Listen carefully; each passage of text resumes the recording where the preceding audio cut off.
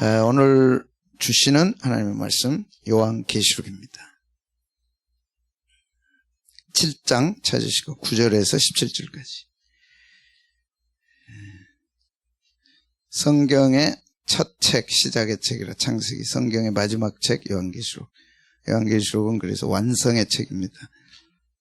성취의 책이고 마지막 끝입니다. 더 이상 없습니다.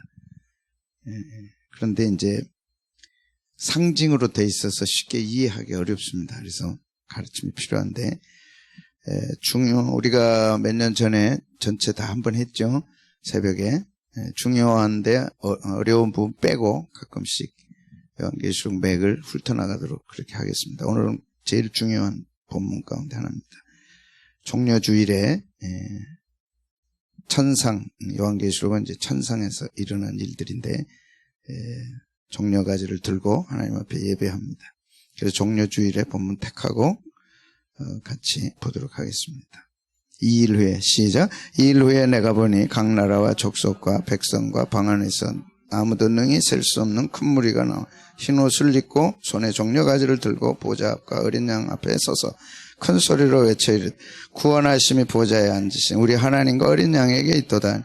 모든 천사가 보좌와 장로들과 네 생물의 주위에 서 있다가 보좌 앞에 엎드려 얼굴을 대고 하나님께 경배하여 아멘. 찬송과 영광과 정기와 감사와 존귀와 권능과 힘이 우리 하나님께 세세토록 있을지어다. 아멘 하더라. 장로 중 하나가 응답하여 나에게 이르되 이 흰옷 입은 자들이 누구며 또 어디서 왔느냐. 내가 말하기를 내 주여 당신이 아시나이다니 그가 나에게 이르되 이는 큰 환난에서 나오는 자들인데 어린 양의 피에 그 옷을 씻어 희게 하였느니라. 그러므로 그들이 하나님의 보좌 앞에 있고 또 그의 성전에서 밤낮 하나님을 섬기며 보좌에 앉으신 이가 그들 위해 장막을 치리. 그들이 다시는 줄이지도 아니하며 목마르지도 아니하며 해나 아무 뜨거운 기운에 상하지도 아니하리. 이는 보좌 가운데 계신 어린 양이 그들의 목자가 되사 생명수 샘으로 인도하시고 하나님께서 그들의 모든 눈물을 씻어. 그래서 이 본문을 천상 예배라 그럽니다. 요한을 올라오라 그래서 이제 하나님 나라를 보여주잖아요. 그때 로마 황제 10대 박해가 있어서 우상 앞에 절하고 로마 황제를 주라고 부르지 않으면 처형하는 성도들에게 배교가 일어나고 이렇게 죽는데 예수 믿어 뭐하나 이런 막 어려움들이 있을 때 요한을 천상으로 올려드려서 그걸 보게 합니다. 그리고 사사시 보게 하고 그걸 기록해서 교회에다 알려라. 그래서 앞으로 될 일이 이런 일이니까 이제 알려라. 그래서 예수님의 재림을 분명하게 보여주시고 재림 전후로 일어날 일들을 다 보여주시고 반드시 이렇게 될 것이니 전해라. 그리고 이제 딱 가서 보니까 첫 장면이 천상 예배가 드려집니다. 지상 예배가 있고 천상 예배가 있고. 근데 천상 예배에서도 9절 마지막에 보면 서서 예배를 드렸어요. 그래서 제가 가끔 그랬죠. 앉아서 예배 드리는 데는 우리밖에 없다. 천상 딱 가면 다 서서 보좌에 서서 드리는 거예요. 앉으신 분은 하나님과 어린 양 예수님만 앉아 계시고 보좌에 앉아 계시고 다 서서 드리는 거예요. 그래서 우리가 찬양 때는 가급적 서서 드리자. 이게 예배의 원본이다. 내가 마치 예배 찬양 받는 것처럼 앉아가지고 있는 건 아니죠. 그래서 서서 드리도록 하는데 이런 몇 가지들이 다 이렇게 나와 있습니다. 오늘 종려주일에 하나님 말씀 듣도록 그렇게 하겠습니다. 종려주일입니다. 종려주일은 예수님이 나귀 새끼를 타시고 예루살렘에 입성하시는 날입니다. 첫 번째 우리 기억하실 일은 이 종려주일 고난주간 앞에 놓고 종려주일을 하시고 들어오셔서 오늘은 이제 주일날 들어오시고 그 다음에 한 주간 고난 받으시고 십자가에 죽으시죠. 그래서 이 고난의 이 한 주간은 잊을 수 없죠. 기독교 역사 속에 정말 중요합니다. 월, 화, 수 그리고 목요일 저녁에 성만찬하시고 금요일날 이제 새벽에 잡히시고 아침에 재판받고 사형온도가 떨어져서 몇 시간도 아니야. 그냥 아침에 재판받고 그냥 떨어져서 채찍에 맞고 그 다음에 오전 9시에 십자가에 달리시고 그러니까 지난주에 말씀드렸던 그 처참한 채찍. 기억나죠? 예. 그 12가닥인데 한 가닥에 짐승의 뼈를 낚시처럼 이렇게 꽂게 해가지고 낚시는 힘이 없으니까 거기다 쇠사슬을 달아서 각각 쇠사슬 딱 때리면 이렇게 돌리다가 딱 때리면 꽂힌단 말이죠. 그러면 탁 채는 거예요. 낚시채듯이. 근데 그게 이제 어디에 꽂힐지를 모르죠. 눈도 꽂히고 막 입도 꽂히고 그리고 막 등어리에다 채찍질하고. 그래서 십자가에 달리기 전에 이미 죽기까지 가는 거죠. 그리고 이제 9시에 십자가에 달리시고 12시에 하나님으로부터 버림을 당하죠. 그때 지상이 다 해가 빛을 잃고 온 땅이 어두워졌어. 오후 3시까지 3시간 동안. 나의 하나님, 나의 하나님, 어찌하여 나를 버리시나이까. 다 죽어가시면서 우리가 받아야 할 버림을 대신 당하신 거예요. 그리고 이제 3시 십자가에 죽으시고 장사됐다가 사흘째 되는 이번 오는 주일날 새벽에 부활하셨습니다. 그런데 이 종려주일이 스가랴서 9장 9절에 이미 예언되어 있는 거죠. 그래서 예수님이 메시아가 나귀 새끼를 타고 예루살렘에 입성할 거다. 그런데 나귀 새끼 타고 종려가지를 흔들면서 가는 이게 뭐냐는 거죠. 나귀 새끼를 이제 탔어요.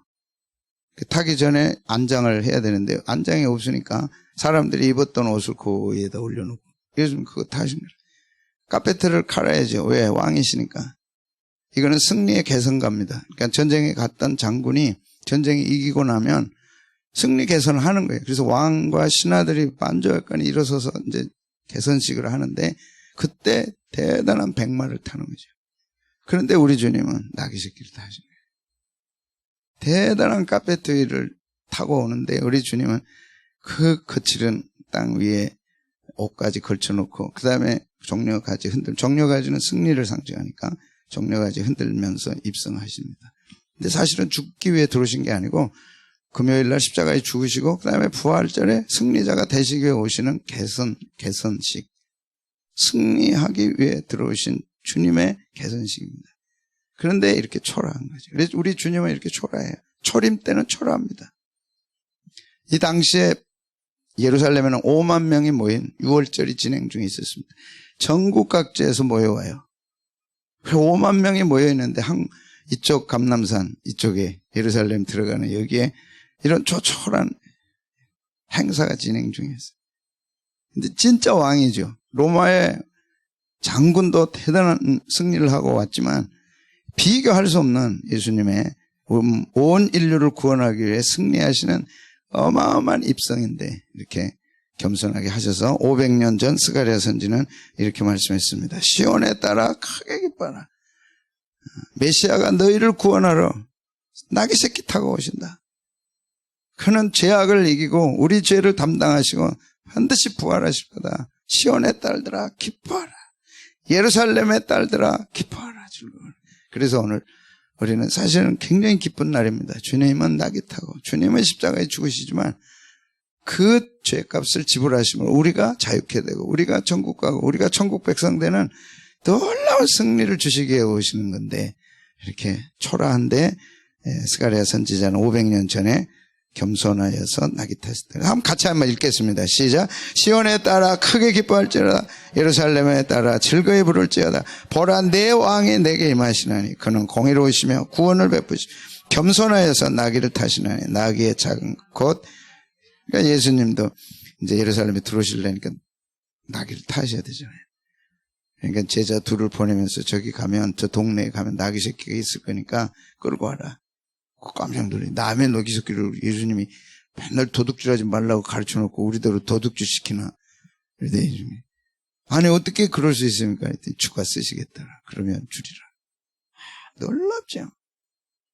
딱 가서 이제 끌고 올라가니까 주인이 이런 일이 어디 있느냐. 대낮에 왜 남의 나귀 새끼를 끌고 가냐. 주님이 쓰시겠더라. 하니까 딱 알았습니다. 단번에 순종하고 헌신해서 드리죠. 학자들은 그때 이분이 은혜를 받고서 성령의 강권적인 역사죠. 창조주가 가지고 오라 했으니 누가 거절하겠어요? 창조주의 강력한 역사 앞에 빛이 있으라니까 빛이 있잖아요. 물이 둘로 갈라져라. 갈라지잖아요. 그 말씀 따라 가져오라 하니까 주인이 알았습니다 하고 내주고, 그 다음에 그 주인이 이 대열에 합류해서 이 거대한 역사 속에 참여하는 자가 됐다, 이제 그렇게 쓰지요. 주님이 쓰시겠다라니까 딱 주님 타시고 이제 입성했습니다. 이거는 개성식 승리를 이루고 성취하고, 그 승리를 성취하게 주님께서 오시는데 종려 가지들을 들었습니다. 이렇게 보신 대로 종려 가지를 들고 이제 입성하십니다. 그런데 오늘 본문에 똑같은 종려 가지를 들었어요. 예수님이 우리를 죄에서 구원하기 위해 승리하시기 위해서 들어오실 때 종려 가지를 흔들었는데, 천상 예배에도 종려 가지를 드는 거죠. 그래서 구원함을 받은 주의 백성들이 어린 양 보좌 앞에 가서 종려 가지를 흔들면서 구원하심이 보좌에 앉으신 하나님과 어린 양께 있다 하면서 서서 종려 가지를 흔드는 이 두 사건이 오버랩됩니다. 예수님은 우리를 구원하고 승리하기 위해 종려 가지를 흔드는 가운데 예루살렘 입성하고, 구원받은 주의 백성들은 이미 구원받아 승리했으므로 하나님의 보좌 앞에, 어린 양의 보좌 앞에 가서 이 종려나무를 흔드는 종려 가지는 승리를 상징합니다. 오늘 우리가 이 예배가 뭐냐? 종려 가지를 흔들면서 하나님 앞에 승리하게 해주신 하나님 영광받아 주옵소서 하는 예배죠. 아멘. 그런데 이 모든 것이 신앙의 알파 오메가 보혈과 십자가입니다. 그래서 어린 양으로부터 어린 양의 보혈의 피로 이루어졌다는 걸 말씀하는데, 첫 번째는 보겠습니다. 자, 창조, 타락, 구원, 천국. 이것은 신구약의 네 단어입니다. 자, 구약에는 창조와 타락, 신약에는 구원과 천국. 반드시 외셔야 돼. 아멘. 구약은 뭘 얘기합니까? 창조와 타락을 얘기합니다. 근데 구약에는 구원이 없죠. 신약에 예수님이 오셔서 오늘 예루살렘에 입성하시고 십자가에 죽으시고 구원을 이루셨어요. 그래서 누구든지 저를 믿으면 어디 갑니까? 멸망치 않고 영생을 얻게 하려 함이라. 그래서 성경은 예수님이 오신 목적이 우리를 구원하시기 위해서, 죄에서 구원하시고 십자가에서 죄값을 지불하시고 부활하심으로 누구든지 믿으면 천국 가는 특권을 주신 것입니다. 왜 예수 믿습니까? 구원받아 천국 가기 위해서. 신약은 이 두 가지를 얘기합니다. 아멘. 구원은 어떻게 옵니까? 십자가와 보혈로 옵니다. 십자가와 보혈을 믿으면 구원받고 어디 갑니까? 천국 가요. 천국 가요. 그 천국이 어디입니까? 오늘 7장에 나와 있는 예배 모습, 이 천국입니다. 사람은 한 번 다 죽잖아요. 안 죽을 사람 아무도 없습니다. 근데 구원받은 자와 구원받지 못한 자로 나눠지고, 구원받은 자는 천국에 가서 이 예배를 드리는 거예요. 이 영광스러운 예배를 드리는데, 그게 보혈과 십자가를 믿는 자만이 들어가는 거예요. 할렐루야. 안 믿어져. 믿을 수가 없어. 에이, 그런 일이 어떻게 있어. 2000년 전에 그런 일이 일어났지. 그건 어떻게 믿어. 이 예배에 참석할 수 없어. 이 천상 예배, 이 종려나무 가지를 흔들 수가 없어. 이 거룩하고 영광스러운 예배에 참여할 수가 없어. 천국에 들어가서 이 예배를 드리지 못한 자들은 예외 없이 지옥불에 던져지죠.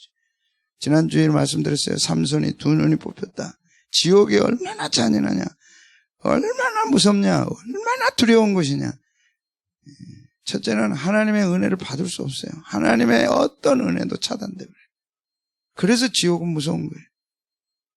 여러분, 은혜가 차단된다는 건요, 어마어마하게 무섭습니다. 차단돼요. 그래서 온갖 모든 악한 것들이 지옥에서 이루어지는데, 그래도 실감이 안 나니까 우리가 삼손을 통해 두 눈을 뽑잖아요. 쇠사슬에 묶이잖아요. 그래서 막 맷돌을 돌리잖아요. 쇠사슬에 끌려서 원하든 원하지 않든 시키는 대로 해야 하는 것이 지옥이야. 근데 그것은 불이 끊이지 않아. 그리고 벌레도 죽지 않고. 그러니까 그런 얘기들이 있잖아요. 막 눈에 벌레가 나오는. 그러나 동시에 천상에서는 영광스러운 예배가 이루어지죠. 이것이 보혈과 십자가라. 이 모든 은혜가 보혈과 십자가. 그래서 신앙의 출발은 보혈과 십자가, 신앙의 과정도 보혈과 십자가, 신앙의 마침도 보혈과 십자가. 아멘. 그래서 구약은 창조 타락, 신약은 구원과 천국. 딱 죄 용서받은 자가 마지막 가는 곳이 천국이죠. 영광스러운 천국. 이 일을 위해 예수님이 오셨고 오늘 입성하셔서 이제 죽으시고 부활하실 그날이 다음 주 이제 진행이 되는 것입니다. 그래서 오늘 9절과 10절에 보니까 전 세계 구원받은 자들이 어린 양의 보혈과 십자가 때문에 천국 가서 이 예배를 드리는 거예요. 자, 9절 10절 같이 한번 읽어보겠습니다. 시작. 이힐 후에 내가 보니 각 나라와 족속과 백성과 방 안에서 아무도 능히 셀 수 없는 큰 무리가 나와 흰 옷을 입고 손에 종려가지를 들고 보좌 앞과 어린 양 앞에 서서 큰 소리로 외쳐 이르되 구원하심이 보좌에 앉으신 우리 하나님과 어린 양. 바로 이 앞에 14만 4천에 나옵니다. 그냥 언급하고 지나갑니다. 신천지가 14만 4천만이 천국 갈 수 있다. 그래가지고 14만 4천에 들어가기 위해서 그 난리를 피웠고 작년에 근접하면서 14만 4천이 넘어버렸습니다. 10만이 넘으면서 긴장했다가 14만 4천 안에 못 들어가면 어떠나 막 하다가 넘어가고 유야마야 돼버리고 코로나 와가지고 그냥 그렇게 됐습니다. 제가 14만 4천은 뭔지 앞에 가시면 구원받은 숫자가 14만 4천이 아니고 하나님의 종들, 하나님의 참 종들이 14만 4천이다 하는 것을 3절에서 얘기합니다. 14만 4천의 숫자는 구원받은 숫자가 아니에요. 속인 겁니다. 자, 3절 같이 한번 읽어보겠습니다. 시작. 이르되 우리가 우리 하나님의 종들의 이마에 인치기까지 땅이나 바다나 나무들을 해하지 말라 하더라. 내가 인침받은 자의 수를 들으니 이스라엘 자손의 각 지파 중에서 인침을 받은 자들이 14만 4천이다. 각 지파에 14만 4천. 근데 이 숫자가 하나님의 참종들의 숫자예요. 각 지파에서. 그렇지 구원받은 숫자는 오늘 9절에 보니까 이로 헤아릴 수가 없어요. 이해하고 구별하시기를 바랍니다.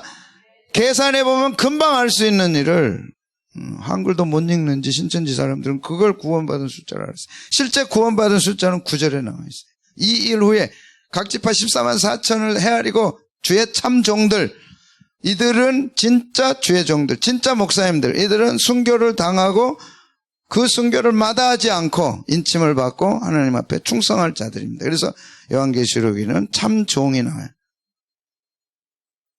그 참종은 참 주의 종들입니다. 참 목사님들.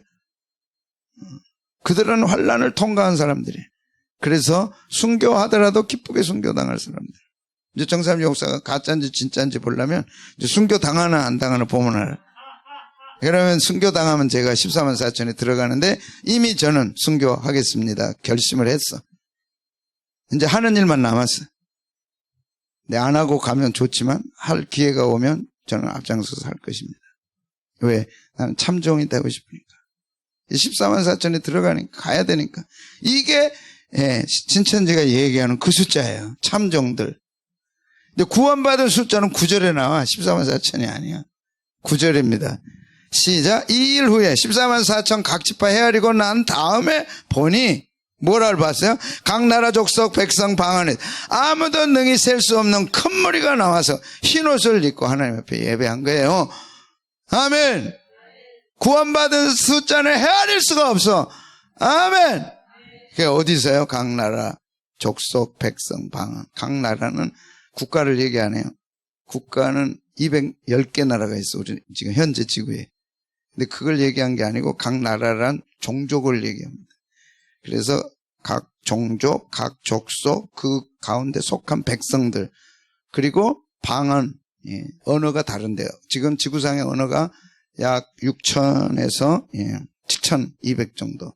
그러니까 언어를 한 종족으로 본다면 한 7천 정도 언어가 있습니다. 그러니까 한 7천 정도의 족속에서 각각 나오는 거예요.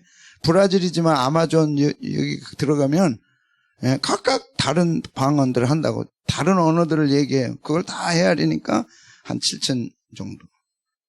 거기서 각각 나왔어요. 예수 믿고 각각 나왔어요. 그 수가 헤아릴 수가 없어요.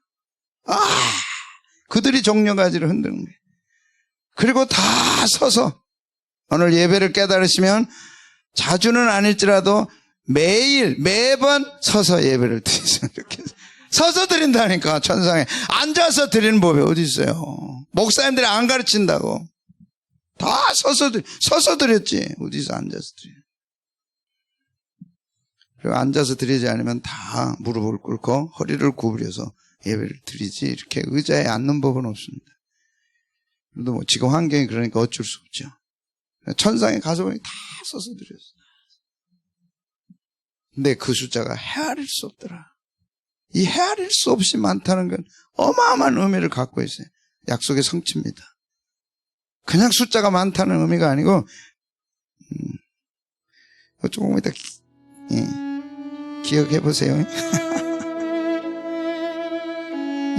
설교 마치기 전에는 이 찬송이 들어있는데 일부 설교를 하고 나니까 안 되겠어요. 창세기 1장 28절에 성취입니다. 우리 하나님은 위대하신 분입니다. 창세기 1장 8절에 28절에 아담과 하와를 창조하시고 뭐라 그랬어요? 생육하고 번성해서 땅에 충만하라. 땅에 충만하라. 땅을 정복하고 다스려. 이게 무슨 말씀인 거 아니? 예배자들을 만들어서 땅에 충만한 예배자들로 채워라. 그래서 하나님을 찬양하고 예배해라. 그리고 그 예배로 다스리고 그렇게 하라. 그런데 안타깝게도 죄를 짓고 에덴 동산에 쫓겨난 거예요. 그리고 예수님이 오셔서 회복하셨어요. 그래서 복음을 통해 우리가 다시 창세기 1장 28절을 성취해 가는 거예요. 이것을 우리는 뭐라 그래요? 지상명령이라 그래요. 근데 이 둘을 성취하신 거야. 최초 인간에게 주신 명령이 요한계시록 7장에 가서 완성되는 거예요. 아멘. 어떻게 헤아릴 수 없는 사람들이 저 천국에 가득 차서 하나님이 이기셨습니다. 마귀 앞에 하나님이 이기셨습니다. 한 선포하는 것이 오늘 요한계시록 7장입니다. 생육하고 번성하여 땅에 충만하라. 그리고 예수님은 모든 족속으로 가서 제자를 삼으라. 그랬는데 그 족속에서 제자가 나오는. 제자가 누구냐? 예배자지요. 하나님을 예배하는 자. 천국 가면 골프장이 있을까? 그러면 내가 가고 골프장 없으면 나는 안 갈 거야 막 그러더라고. 근데 나는 골프 좋아하는 사람들을 위해서 혹시 천국에도 골프장이 있을지도 모르겠어요. 이제 아프리카를 가니까 골프장이 너무 있어요. 아프리카 케냐에다가 제자교회 전도터를 만들었으면 좋겠다. 그때 땅 한 평에 커피 한 컵, 한 잔 값이에요. 거기서 주여가 왜 나와? 커피 한 잔이면 한 병이에요. 끝도 없이 골프장에 막 학이 날라오고 짐승들이 뛰어다니고. 천국이 일어나. 그런데 골프 좋아하는 사람들이 천국 가도록 골프장이 있을 수도 있다. 근데 골프하고 비교할 수 없는 예배가 있는 거예요. 여러분, 많이 배운 사람을 지식인이라 그럽니다. 인격이 좋은 사람들을 존중할 만한다 그럽니다. 근데 하나님 앞에서는 예배를 모르는 사람을 하나님은 사람을 안 채. 짐승이라 그래요. 그게 사람의 기준과 하나님의 기준이 그렇게 다른 거예요. 예수님을 십자가에 못 박고 그 예수님의 모든 진노를 다 쏟아 부으시고 우리를 구원해내신 하나님의 최종 목적이 천상 예배에 있는 거예요. 예배자로 세우신 거예요. 어디에? 지상과 천상에 예배자로 세우는 거예요. 예배자로. 근데 예배를 모른다. 하나님이 수에 앉혀요. 하나님 앞에 예배는 이렇게 영광스러워. 그 예배를 알고 진짜 예배를 드리는 자들로 천상 예배는 헤아릴 수 없이 만들어요. 그래서 결국 창세기 1장 28절에 생육하고 번성의 땅에 충만하고 성취돼서 하나님의 약속은 반드시 된다는 걸 우리에게 보여주십니다. 아멘. 할렐루야. 하나님의 약속은 시공간을 초월해서 반드시 되는 거예요. 아멘. 저와 여러분과 우리 교회에 주신 약속은 반드시 됩니다. 아멘. 반드시 됩니다. 어떤 역경에도 어떤 어려움에도 어떤 곤란한 중에 반드시 되는 그 증거가 요한계시록 7장에 나와요. 지상명령 12명의 제자들에게 주었어요. 11명이죠. 갈릴리 사람들이야 못 빼고 무식한 갈릴리 11명한테 온 족속으로 다니면 갈릴리를 떠나본 적이 없는 사람들한테 무슨 세계 모든 민족에게 가서 제자 삼으라. 옆에서 봤다면 그거 참 웃기는 일 아니야. 베드로는 그때까지 어부장을 그때 모든 족속으로 제자 삼으라. 웃기는 거 아니야. 근데 이루어졌어요. 완성됐어요. 헤아릴 수 없는 사람들.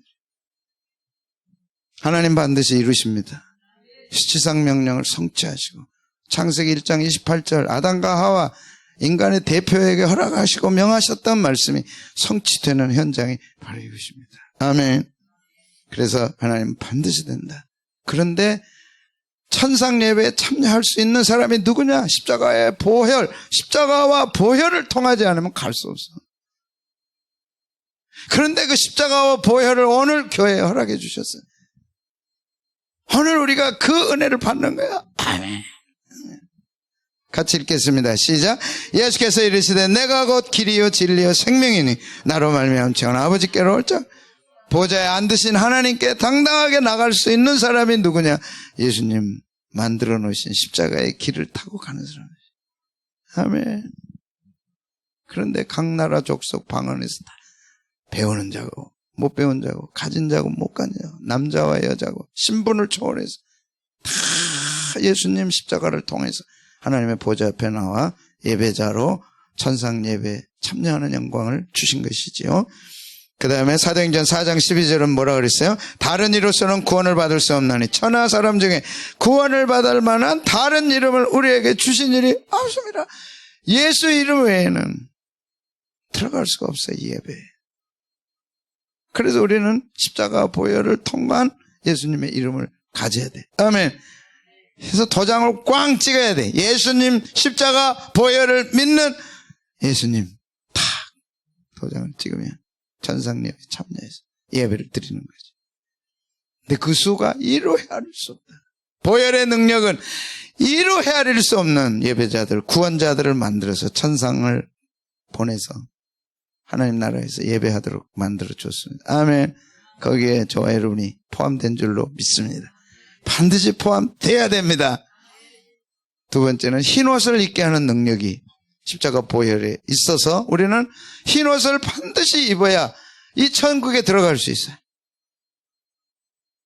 이거 입지 않으면 갈 수 없어.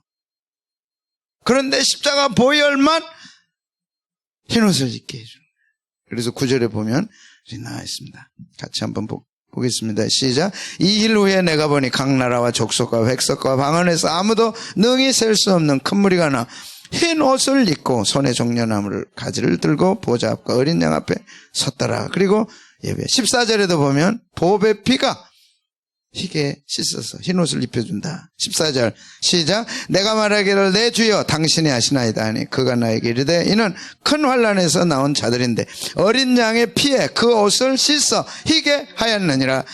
어린 양의 보혈의 피를 의지하여서 원죄와 자범죄를 깨끗하게 씻음받고 흰옷을 입고 하나님 보좌 앞에서 예배하는 자들입니다. 그래서 흰옷은 거룩과 성화를 얘기해. 내가 거룩한 게 아니라 흰옷을 입어서 거룩하다 인정함을 받는 거죠. 아멘. 얼마나 감사해요. 흰옷은 승리를 얘기합니다. 그래서 종려가지 들면서 흔들어 승리자의 영광으로 참여하고 놀라운 것은 재림 때의 신부는 흰옷을 입습니다. 흰옷을 입지 않으면 예수님의 신랑 되신 예수님의 재림을 맞을 수가 없어요. 웨딩드레스는 반드시 하여야 됩니다. 그래서 서양 문화가 기독교 문화이기 때문에 웨딩드레스를 입을 때 흰 웨딩드레스를 입었죠. 여기에 7장에 근거한 겁니다. 모르겠어요. 난 잘은 모르지만 웨딩드레스를 노란색으로 하든지 뭐 빨강색으로 딱 입고 하는 게 그건 오늘 헤토픽도 안 나올 거예요. 왜 흰옷이 해야 되냐? 바로 이 말씀이에요. 7장 9절. 흰옷을 입어요. 근데 신랑이 진짜 예수님이고 이제 신부는 교회인데 예수님 오실 때 어린 양 혼인잔치에 참여하려면 흰옷을 입어야 돼. 근데 이 흰옷은 어디서 나오느냐? 어린 양의 피로만 가능한 거죠. 어린 양의 피 외에는 흰옷을 입을 수가 없어요. 자, 성경에 나오는 옷에 대한 거. 최초 옷이 에덴 동산에 있었습니다. 그게 무화과 나뭇잎이었어요. 아담과 하와에게 너 이거 따먹으면 죽는다. 그럴 때 따먹었잖아요. 딱 먹고 나니까 하나님처럼 된 게 아니라 자기 수치와 부끄러움을 보게 된 거죠. 그래서 두려워오기 시작했어요. 숨었어요. 그리고 무화과 나뭇잎으로 가렸어요. 근데 해가 뜨니까 무화과 나뭇잎이 말라버렸죠. 그래서 벌거벗게 됐는데 그때부터 수치스러워. 벌거벗은 것이 수치스러워. 의상의 첫 번째 역할은 수치와 부끄러움을 가리는 것입니다. 그렇게 하기 위해 무화과 나뭇잎 의상이 탄생한 거예요. 근데 요새는 막 자꾸 벗으려고 그래요. 이게 참 역설이죠. 그래서 에덴 동산 쫓겨나기 전에 하나님께서 가죽옷을 지어 입혔죠. 가죽옷이란 짐승을 잡아야만 나올 수 있어요. 짐승이 나오려면 피를 흘려야만 돼. 이 피가 예수님의 피를 예표하는 거예요. 창세기 쫓겨날 때, 그 전엔 창세기 3장 15절에 예수님이 피를 흘리실 것을 말씀하신 거죠. 그리고 피를 흘려서 예수님의 피로만 흰옷을 입을 수 있는 거예요. 아멘. 그래서 요한계시록 7장 9절에 흰옷을 입은 무리들이 이루 헤아릴 수 없이 많은 큰 무리들을 이루게 된 겁니다. 보배 피와 십자가를 붙들고 의지해야만 흰옷을 입는 줄로 믿습니다. 이 방법 외에는 어디에도 없습니다. 흰옷을 입지 않으면 신랑 대신 예수님을 맞을 수가 없습니다. 신랑 대신 예수님을 맞으려면 흰옷 웨딩드레스를 입어야 돼. 딴딴따라 딴딴따라.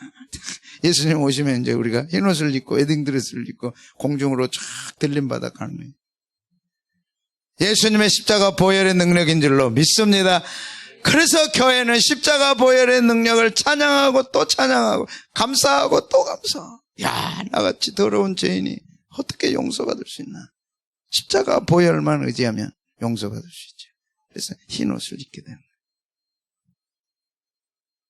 에베소 1장 6절 7절 보겠습니다. 시작. 이는 그 사랑하시는 자 안에서 우리에게 거저주시는 바 그의 은혜의 영광을 찬미하게 하는 것이라. 우리가 그의 그리스도 안에서 그의 은혜의 풍성함을 따라 그의 피로 말미암아 구속과 죄사함을 받았다. 은혜의 영광을 찬미하는 것. 예배. 왜 예배를 드려야 되느냐? 풍성한 은혜 때문에. 내게 베풀어 주신 풍성한 은혜 때문에. 그 풍성한 은혜의 최고가 뭐냐? 피로 죄값을 치러주신 거예요. 피로 죄값을 갚아주신 거예요. 피로 나를 씻어주신 거예요. 그래서 정리하니까 예배는 왜 드려야 되느냐? 누가 드려야 되느냐? 풍성한 은혜를 경험한 사람들. 그 풍성한 은혜 중에 은혜가 뭐냐? 예수님의 보혈로 죄사함 받는 거지. 이보다 더 큰 게 어디 있어? 무엇으로 천국 갈 수 있고 죄 용서 받을 수 없잖아요. 예수님의 십자가 보혈에는 없어요. 그런데 나 같은 죄인을 그 죄값을 치러주시고 흰옷을 입혀주시고 죄사해 주셨어요. 그러니까 죄사함에 깨닫고 죄사함을 깨달을수록 은혜가 커지고 은혜가 커질수록 거꾸로 하면 예배가 의미가 있게 되는 거예요. 죄사함의 기쁨을 몰라 예배 못 드려. 죄사함의 의미가 뭔지 몰라 앉은 자리가 거북스러워. 특히 우리 같이 막 보혈 찬송하고 1절 했다 3절 했다 막 왔다 갔다 하고 또다시 돌고 그러면 복잡해. 왜 이렇게 보혈 찬송 십자가 찬송 이거 막 1절 갔다 막 4절 갔다 또 왔다 갔다. 왜 저는 보혈이 없는 찬송은 찬송이라고 생각 안 해요? 그게 이 구절이라니까. 근데 자기의 죄가 얼마나 무서운 죄인가를 알아야 받은 은혜가 얼마나 풍성한가를 알고 얼마나 풍성한가를 알아야 자기가 드린 예배가 풍성해지는 거야. 아멘. 이해가 되면 아멘. 위로부터 내려왔다가 다시 올라가 보시라고. 내가 죄사함 받은 게 얼마나 큰가를 알면 은혜가 풍성한 거야. 은혜가 풍성하니까 그냥 있을 수가 없어. 예배가 풍성해질 수밖에 없어. 감사하니까. 세상 어디에도 없으니까. 근데 이게 안 깨달아지면 올라갈 수가 없어. 내려올 수가 없죠. 그래서 신앙, 교회는 십자가와 보혈이 깨달아져야 돼요. 풍성하게 깨달아질 때 예배가 풍성해지는 거예요. 저는 그래요. 설교 중요하다고 생각해요. 그러나 설교 전에 이 세 가지가 있어야 돼. 아멘. 설교 드리러 온 게 아니거든. 예배 드리러 온 거지. 예배는 이거거든요. 죄사함 받은 자가 그 풍성한 은혜를 따라서 하나님을 예배하는 거예요. 설교는 그 다음에. 나는 우리 교인들이 이 은혜에 들어간 것이 너무 자랑스럽게 생각해. 아멘. 너무 감사해. 아멘. 제사함, 피로 제사함 받고 그 은혜가 너무 커. 그러니까 영광의 찬미 예배를 드릴 수밖에 없는. 요한일서 1장 7절 죄를 자꾸 지었는데 그러면 어떻게 할 거냐? 그 죄도 모든 죄를 피로 깨끗함 받는다. 요한일서는 예수 믿고 난 후에 지은 죄를 어떻게 할 거냐? 예수 믿고 난 후에 지은 죄도 십자가 보혈로 깨끗함 받는다 하는 걸 다시 한번 강조합니다. 오늘 예수 믿고 좌절 가운데 있는 여러분, 또 예수 믿고 왜 나는 이것밖에 안 되나? 예수 믿고 나는 왜 이런가? 절망 가운데 있는 분들, 강력한 무기가 십자가 보혈입니다. 아멘. 아멘. 할렐루야. 힘들고 지칠 때 보혈 찬송, 십자가 찬송 조용히 드려보세요. 이보다 더 큰 은혜는 없어.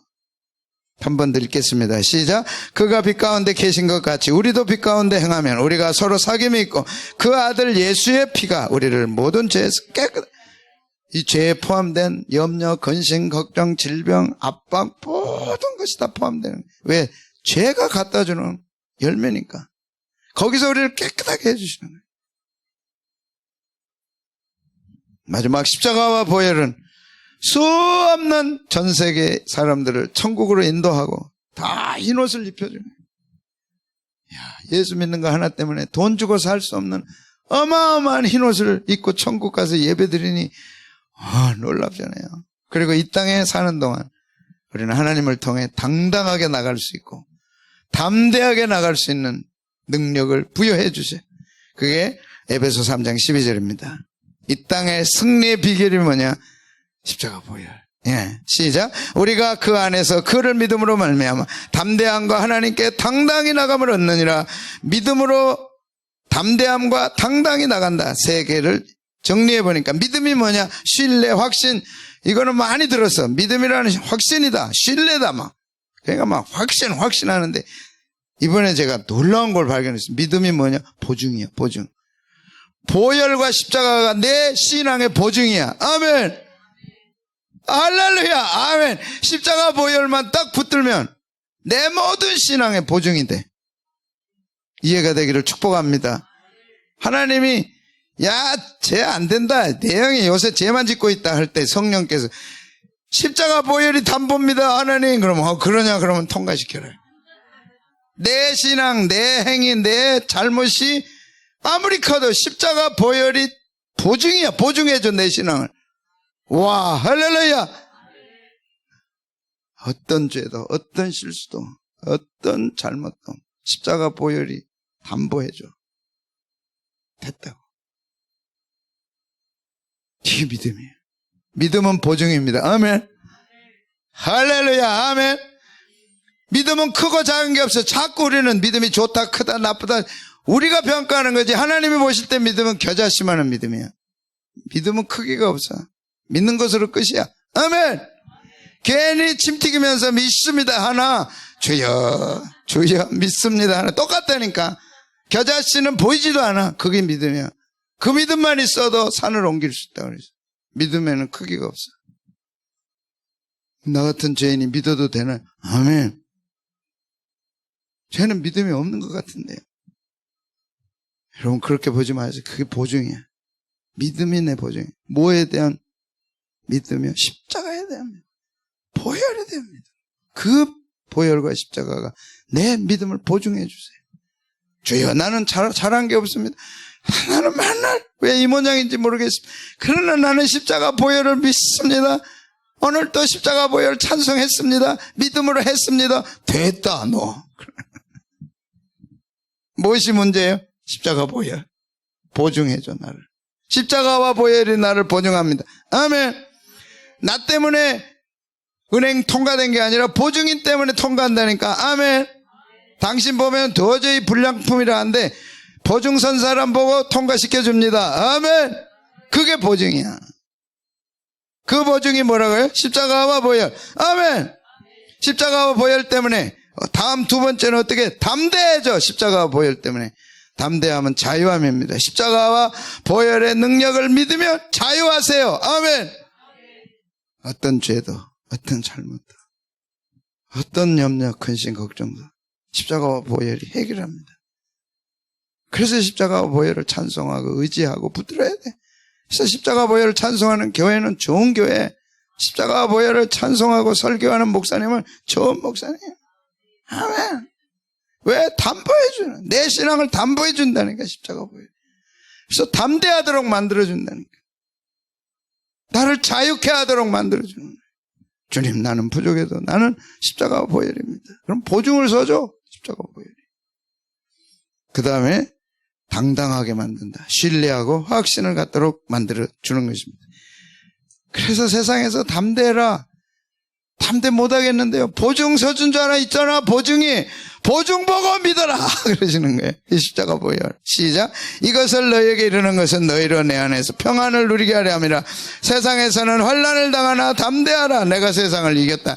내 힘으로 이긴 게 아니라 보증으로 이긴 거예요. 보증 때문에 이긴 거예요. 보증 때문에 이긴 줄로 믿습니다. 보증입니다. 아멘. 십자가와 보혈이 내 신앙의 보증입니다. 아멘. 천국 갈 때 너 안 되겠다 그러면 보증 있는데요. 뭐가 가져와? 십자가와 보혈. 됐다 그러는.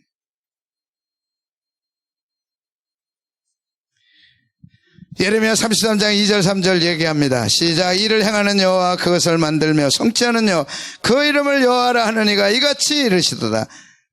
너는 내게 부르짖으라. 내가 내게 응답하겠고 네가 알지 못하는 크고. 이 보증 때문에 하나님이 우리 부르짖음을 들으신다니까. 십자가와 보혈이 보증이니까 네가 나와 기도해. 그러면 내가 안 들을 수가 없어. 왜? 보증이 너무 확실하니까. 그런데 하나님이 하실 때는 행하신 무에서 유를 만드신다. 나 자신 보고 좌절하지 말고 보증 때문에 믿음을 가져라. 만드신다는 것은 없는 것을 고안해내시는 거예요. 만들어. 창조. 그리고 성취. 확실하게 해준다. 확실하게 해준다. 그래서 이번 고난주간 우리는 기도하기로 결심했습니다.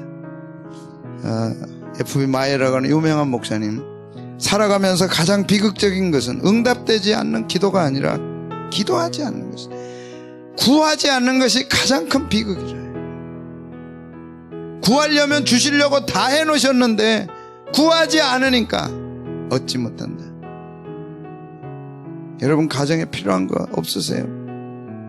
기도 안 하고 응답 안 받아도 될 만큼 넉넉합니까? 왜 걱정하면서 기도하지 않습니까? 이 고난주간 그냥 놓치실 거예요. 어떻게 하려고 그냥 놓지? 두려움과 염려 속에 있지 말고 부르짖어라. 부르짖으면 어떻게 한다고? 내게 응답하리라.